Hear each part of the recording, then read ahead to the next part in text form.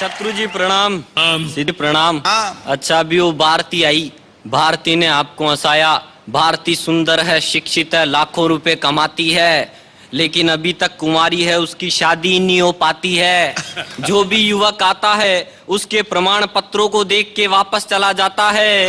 इसके विवाह में और इसकी सगाई में सबसे बड़ी यही कठिनाई है, क्योंकि ये नेशनल राइफल शूटिंग प्रतियोगिता में फर्स्ट आई है। अच्छा, बहुत अच्छा।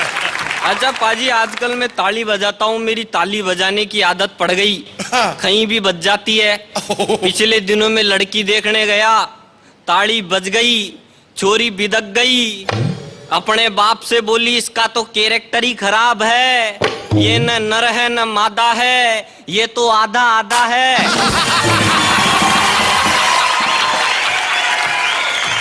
ये तो जीवन के बीच में झूलती हुई पतवार है, और मुझे तो लगता है ये बॉबी डार्लिंग का रिश्तेदार है।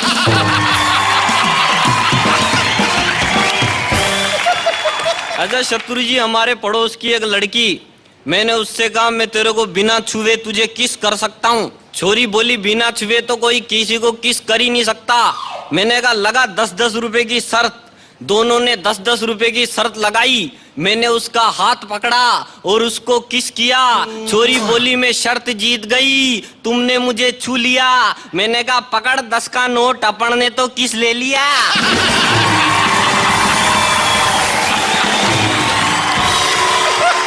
मैं तो क्या है बहुत इंटेलिजेंट आदमी हूँ। वो अच्छा लड़की भी ऐसी थी, गोभी जैसा बदन उसका और मूली जैसे केस हैं। बाजार में से चलती है तो लोग कहते हैं वाह क्या मस्तानी भैंस है।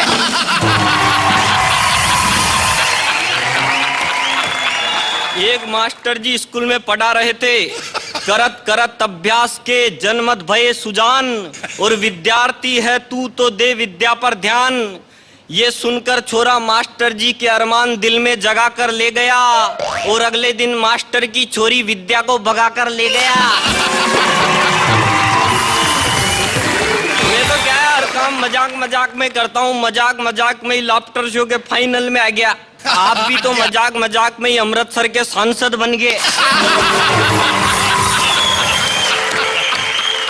आदमी को क्या है सारे काम मजाक में ही करने चाहिए। मैं तो पास भी मजाक में ही होता था, पूरी कॉपी खाली छोड़ता था, बस कॉपी के एंड के पेज पे लिख देता था मास्टर तूने तेरी माई का दूध पिया है तो पास करके दिखा।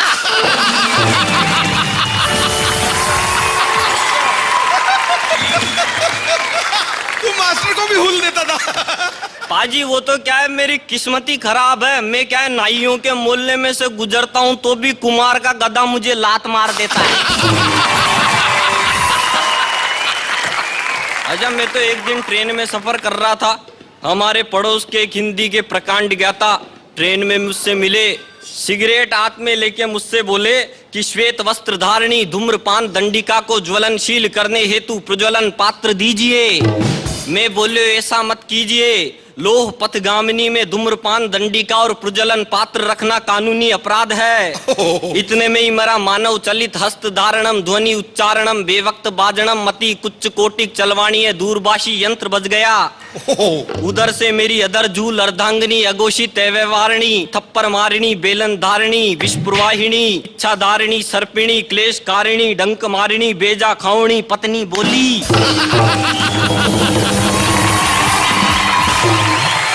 लेकिन वो बहुत धीरे बोली। मैंने कहा रे तू आज इतनी धीरे क्यों बोली? तो वो बोली मेरी मर्जी, बोली तो बोली, नहीं बोली तो नहीं बोली। अरे लाफ्टर शो तो अब इतना हिट हो गया, थोड़े दिन बाद लाफ्टर शो इतिहास के पन्नों में पढ़ाया जाएगा। तो लाफ्टर शो को लोग निबंध भी लिखेंगे तो यूं लिखेंगे लाफ्टर शो का हिंदुस्तान को हंसा बहुत बड़ा।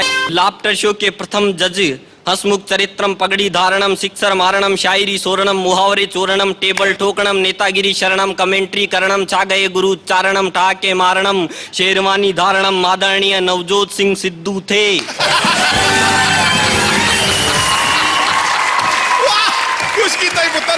महात्मा नवजोत सिंह सिद्धू बड़े ही धार्मिक व्यक्ति थे, शुरू से ही धर्म कर्म के कार्यों में सम्मिलित होने लगे थे।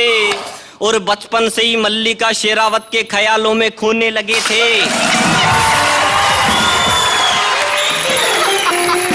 महात्मा नवजोत सिंह सिद्धू बड़े त्यागी आदमी थे। जब भी लाफ्टर शो में आते थे, आते ही दिमाग त्याग देते थे।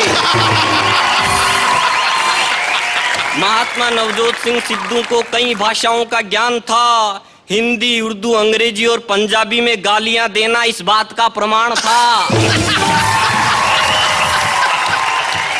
लाफ्टर शो के दूसरे जज की सीट बिहार के लिए रिजर्व थी। इस पर पहले स्वामी शेखर सुमन बैठते थे। वो एकमात्र ऐसे व्यक्ति थे जो जवानी की अपेक्षा बुढ़ापे में अधिक सुंदर दिखने लगे थे। उनका कार्यकाल 3 साल के अल्प समय तक चला। उसके बाद लाफ्टर शो में पेश किया जाए उच्चारणम मार्क्सन चलचित्रम प्रचारणम यदा कदा हसनम रीना राय के चक्कर में फसनम जलाकर राख करियामी बुझाकर खाक करियामी छाती फाड़ियामी मोहल्ले के मोहल्ले उखाड़ियामी स्वास्थ्य मंत्री गणियामी खामोश बोलियामी आदरणीय शत्रुघ्न सिन्हा का आगमन हुआ।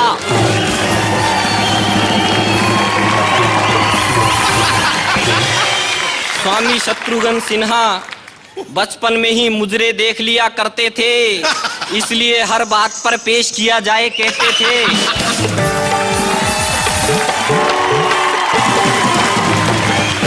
स्वामी शत्रुघ्न सिन्हा युवावस्था से वृद्धावस्था की मध्यावस्था में स्वास्थ्य मंत्री बने। हालांकि उनसे ज्यादा उनके पड़ोसी का ही स्वास्थ्य ठीक रहता था। Thank you very much.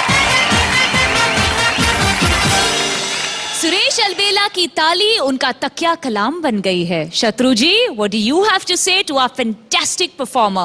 मैं समझता हूं सुरेश अलबेला ये बहुतों से बेहतर भी हैं और सबसे अलग भी हैं। तो अकेला होने के बावजूद भी अलबेला को सारे जमाने को साथ लेके चलने की क्षमता है।